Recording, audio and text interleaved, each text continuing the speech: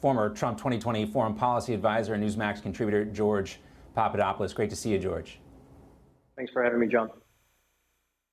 All right, so you see this when woke goes wrong. This person was celebrated when they first went into, became the Army's first transgender officer, but now they've been indicted for spying. Don't know if one of the other has anything to do with each other, but George, give us your assessment on this and what went wrong.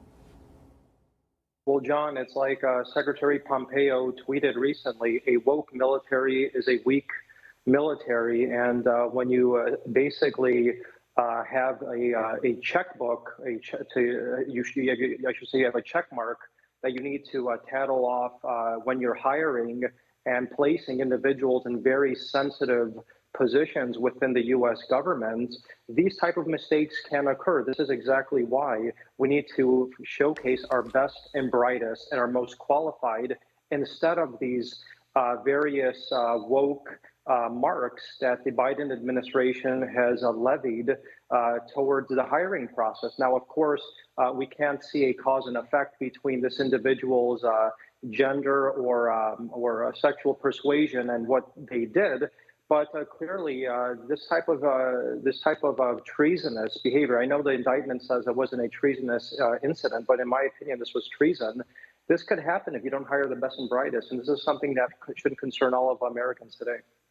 Absolutely. And, you know, the left always wants to talk about Russian collusion, as you know, George, and here we have it. So someone among them that was once celebrated for their particular gender.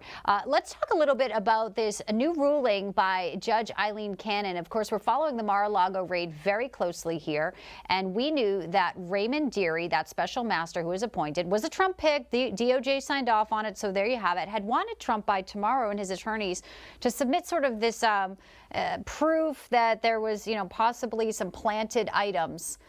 Prove it to him, Dearie wanted to, but I think Cannon, you know, kind of overruled him in this case and said, no, Trump doesn't have to do it. What do you make of her once again kind of coming to Trump's aid here and trying to slow this down and really make sure what some people say is that he has due process and that Trump's rights are not stomped all over?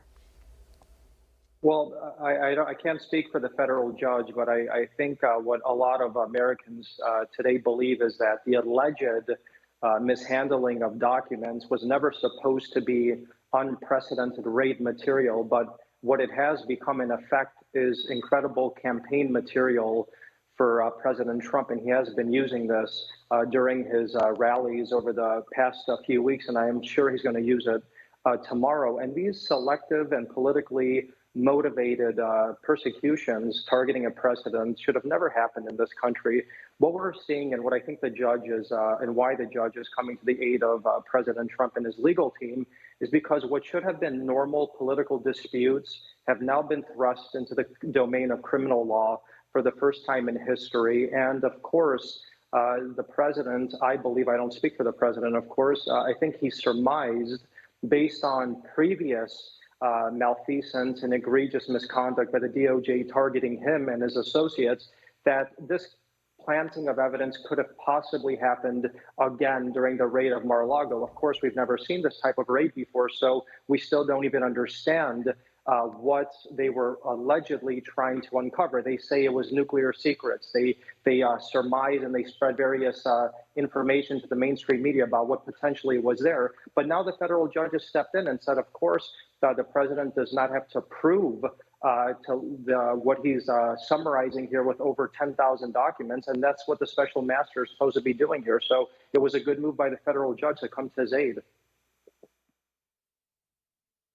Yeah, a lot of questions about the chain of custody. Trump's lawyers say they were not allowed to be present during the search and the raid. So obviously, we were following this one very, very closely. George Papadopoulos, good to have you in as always on a Friday. Thanks for being with us. Thanks so much. We'll see you soon. No crooked establishment. None of that twisting the truth. No talking down to me. Don't tell me how to think. Don't tell me how to think. Don't tell me how to think. I trust Newsmax. Newsmax. They don't tell me how to think. They let me decide. Newsmax. Real news for real people.